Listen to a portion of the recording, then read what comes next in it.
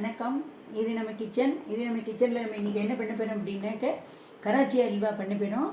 இது கராச்சி அல்வா, பாம்பே ஹல்வா, கார்ன்ஃப்ளவர் அல்வா அப்படின்ட்டு எப்படி வேணாலும் சொல்லுவா.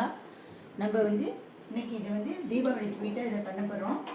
இதுக்கு என்ன இன்க்ரீடியன்ஸ்லாம் தேவை அப்படின்னாக்க கார்ன்ஃப்ளவர் வேணும், குங்குமப்பூ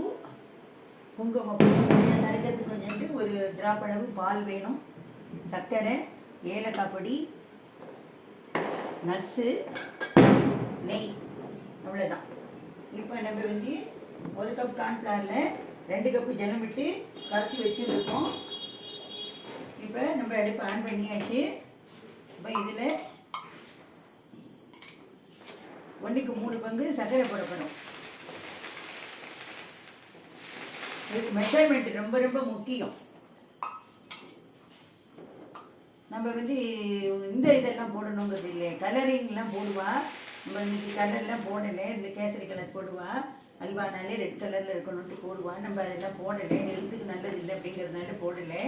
இதில் 1க்கு 3 பங்கு சர்க்கரை விட்டுக்கணும்.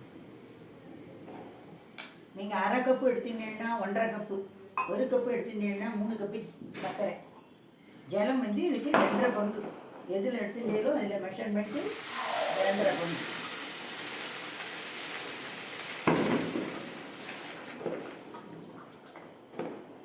மெஷர்மெண்ட் அதுன்னே அல்வா ரொம்ப நல்லா வந்துடும். இப்போ இது வச்சாச்சு.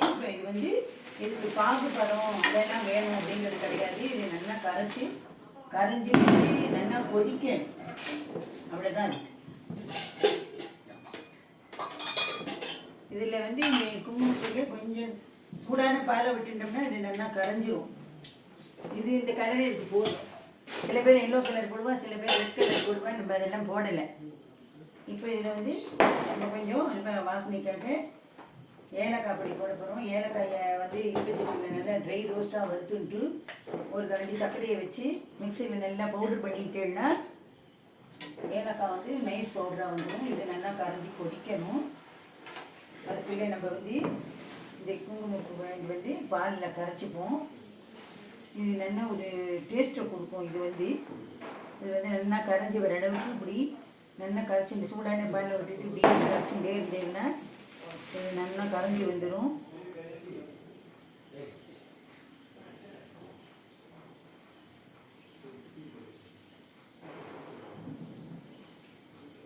இதுனாச்சு. இப்போ இதில் விடுறோம். நம்ம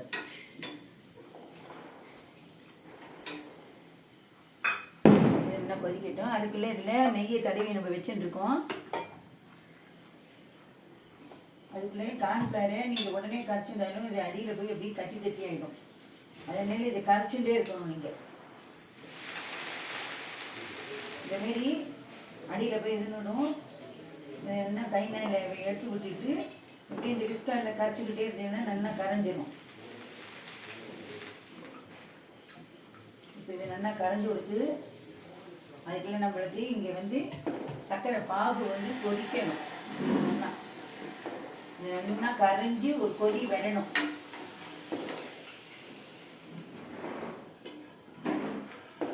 இதில் நம்ம ஏலக்காய் பொடி போட்டுட்டோம், குங்குமப்பூ போட்டுட்டோம், சர்க்கரை போட்டுட்டோம், ஜலம் விட்டாச்சு. பாகாய் வரணும். நம்ம கலரிங் போடலை. நீங்கள் கலர் போடணும் விருப்பப்படுவா, எல்லோ கலரோ ஆரஞ்சு கலரோ இல்லை ரெட் கலரோ கேசரி கலர் மாரி போடணுங்கிறவா இந்த ஸ்டேஜில் இதில் போட்டுடலாம்.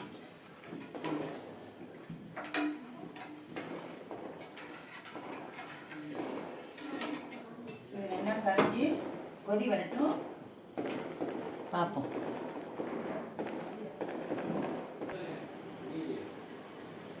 இப்போ நமக்கு சர்க்கரை நல்லா கொதி வந்துடுது. இதுக்கு கம்பி பதம், அந்த பதம், ரெட்டை பதம், மொத்த பதம் இதெல்லாம் எதுவுமே தேவையில்லை. இந்தமாரி நல்லா கொதி வந்தால் போதும். இப்போ நம்ம என்ன பண்ணுறோம், இதில் நட்ஸு போட்டுக்கிறோம். இதோடையே போட்டுடுறோம் நம்ம நட்ஸை.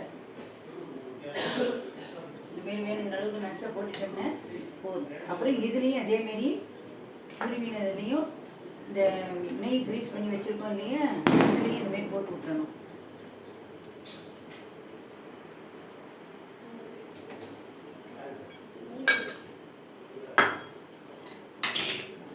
நினச்சிட்டு பேர் நெய்க்கு அல்வா இல்லாமையான்ட்டு அல்வாவும் கூட இது அல்வாவுக்கு நெய் இல்லாமல் அப்படின்னு நினச்சிருப்பேன். நெய் இதுக்கு அதிகம் தேவைப்படாது. இந்த அல்வாவுக்கு லிமிட்டடாக தேவைப்படும். இதுக்கு ஒரு 3 டேபிள் ஸ்பூன் அளவுக்கு நெய் இருந்தால் போதும். இப்போ அது கரைச்சிருக்கோம். இது இதில் கொட்டி நல்லா கிளறணும்.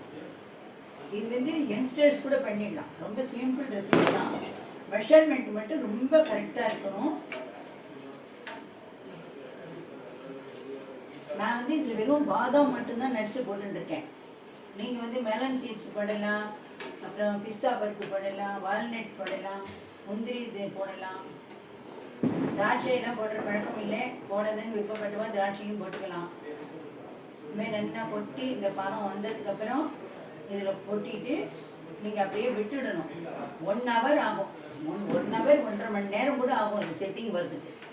அதுக்கப்புறம் தான் நீ அங்கே அதுலேருந்து எடுக்க முடியும். அப்போ தான் துண்டமாக வெள்ளையாக வரும். இல்லைனாக்க அப்படியே சாதாரணமாக நம்ம கை நாள் எடுத்து சாப்பிடுவோம் பார்த்தீங்களா, அந்தமாரி வந்துடும். அது என்னென்னா 1.5 மணி நேரம் ஆனதுக்கப்புறம் அதை ஒரு இன்னொரு பிளேட்டில் அப்படியே கவுத்தேன்னா அது அப்படியே வந்துடும். அதுக்கப்புறம் ஒரு கத்தியில் நெய்யை தடவிட்டு உங்களுக்கு வேண்டிய சைஸில் பீஸாக கட் பண்ணிக்கணும். இதுக்கு அல்வானே கலரிங் இல்லைன்னா கலர் வேணும் அப்படின்னு விருப்பப்பட்டோம்னா கலர் போடலாம். ஆரஞ்சு கலர் போடலாம், க்ரீன் கலர் போடலாம், எல்லோ கலர் போடலாம், அப்புறம் கேசரி கலர் போடலாம், ரெட் கலர் போடலாம். இதுமாரி எந்த கலர் வேணாலும் போடலாம். அந்த கலர் போடணுங்கிறப்ப இப்போ வந்து கொஞ்சம் வந்து பாலில் இந்த கலர் போட்டு இது கலக்கணும். கலர் வந்து ஹெல்த்துக்கு நல்லது இல்லை அப்படிங்கிறதுனால நம்ம கலர் எதுவும் போடுறது கிடையாது. இது வந்து இந்த அல்வா வந்து எல்லாருமே விரும்பி சாப்பிடக்கூடிய அல்வா. நார்த்து சைடெல்லாம் இது ரொம்ப ஃபேமஸ். இந்த அல்வா வந்து ரொம்ப ஃபேமஸ், ரொம்ப விரும்பி சாப்பிடுவா. நம்ம சைட்லேயும் நம்ம சவுத் சைடில் இருக்கிறவங்களும் இதை நிறைய பேர் பண்ணுறா. வந்து ஒரு ஃபங்க்ஷன் அப்படின்னா நமக்கு ரொம்ப வேலை இருக்குது அப்படின்னா ஒரு சட்டுன்னு இந்த அல்வா பண்ணிடலாம். நல்லா அப்படியே கைவிடாமல் கிளறிட்டே இருக்கணும். கிளறி இறக்குற நேரத்துக்கு இதில் நெய்யை விடணும்.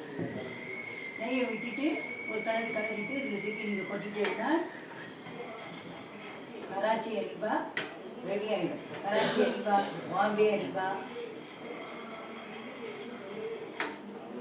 இது ரெடி வரட்டும். நான் ரெடி ஆகட்டும் மாட்டேன்.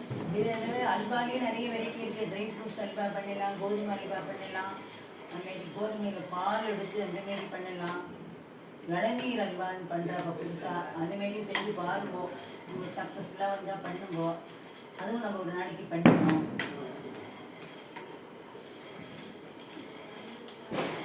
இந்த அல்வா நார்மலாக ஒரு ஃபங்க்ஷன் அப்படின்னா வார்த்தையெல்லாம் இந்த அல்வா இல்லாமல் இருக்காது. நான் இதில் வந்து குங்கும பாலில் விட்டு கரைச்சி போட்டதுனால நான் எந்த கலரிங்கும் போடலை. 2வது பாயிண்ட்டு அது வேண்டாம், ஹெல்த்துக்கும் சரி கிடையாது. இப்படி நம்ம கலரணும். கலரில்னா அடி பிடிச்சிடும்.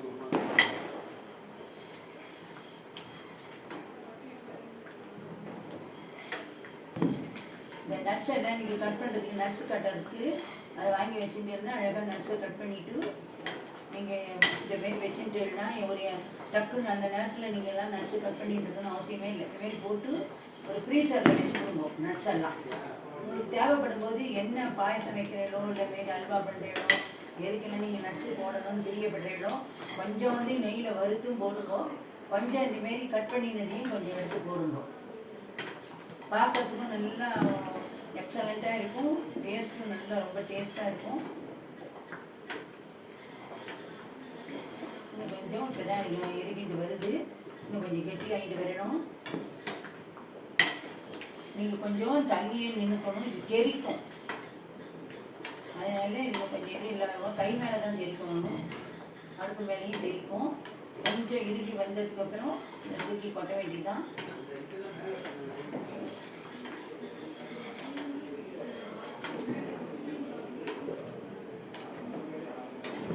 இந்த வருஷம் நான் பார்த்தல நல்லா வந்து தீபாவளிக்கு மிக்சர் கராச்சி அல்வா தெரிஞ்சுப்பால் இது பண்ணியிருக்கோம். நம்ம அதுக்கு இதுவே ஜாஸ்தி சாப்பிட்ற மாதிரியும் கிடையாது. இது இல்லாமல் கடையிலேருந்து வேறு எல்லோரும் வாங்கணும்னு விருப்பப்படுவா. ஹோட்டல்லேருந்து அந்த ஸ்வீட்ஸு ஸ்நாக்ஸ் எல்லாம் இருக்குது.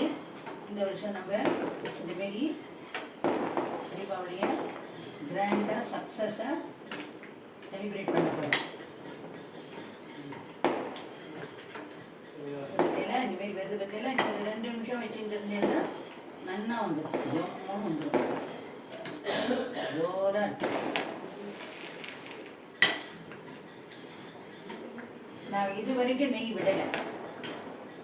அப்படியும் இந்த அல்வா வந்து இந்த கலரிங்கே இருக்கிறதுக்கு அடி பிடிக்காமல் வருது பாருங்க, அருமையாக இருக்குது பாருங்க. இந்த பாருங்க எப்படி வருது பாருங்க. இல்லை இந்த மாதிரி இன்னும் கொஞ்சம் கலரணும். நம்ம கொஞ்சம் கலரிட்டோம்னா சூப்பராக ஜம்முன்னு வந்துடும்.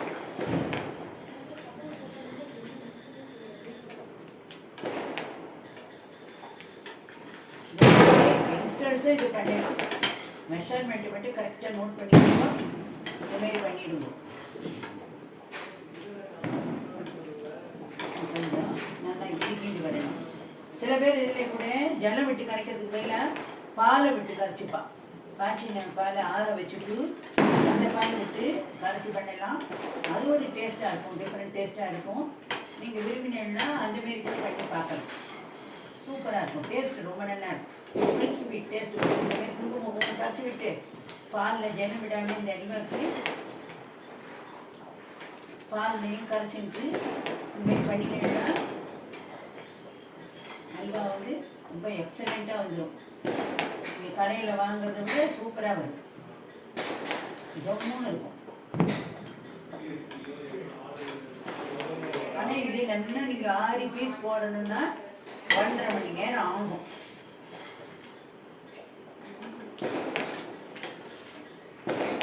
இன்னும் கூட நீங்கள் திங்க் பண்ணி யோஜனை பண்ணிடலாம். இந்த கலரிங்க்கு பதிலாக பீட்ரூட் நல்லா தோணி தூங்கி நல்லா அலம்பிட்டு நெருக்கி பீட்ரூட் ஜூஸ் எடுக்கலாம், கேரட் ஜூஸில் போடலாம். டிஃப்ரெண்ட் டேஸ்ட்டில் டிஃப்ரெண்ட். அவ்வளோதான். இப்போ ரெடி ஆகிட்டு நான் ஆஃப் பண்ணிட்டேன். நான் இப்போ இதில் வந்து இந்த 3 டேபிள் ஸ்பூன் அளவுக்கு நெய் விட போகிறேன். இதுக்கு நிறைய நெய் தேவைப்படாது, இந்த அளவு நெய் போதும்.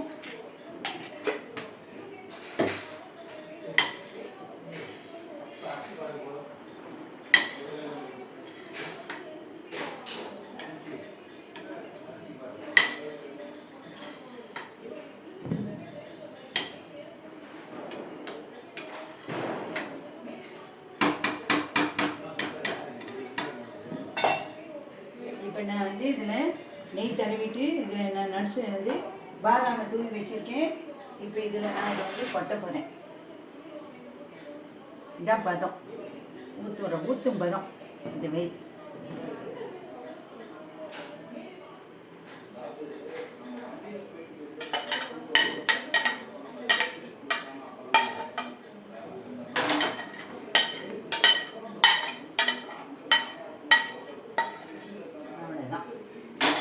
இப்போ நீங்கள் என்ன பண்ணுறீங்கன்னா இது மேலாலேயும் கொஞ்சம் நம்ம வந்து நட்ஸை தூங்கணும்.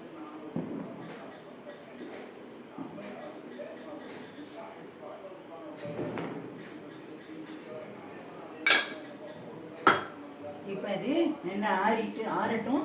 இப்போ பீஸ் போடும்போது பார்ப்போம், வெயிட் பண்ணலாம்.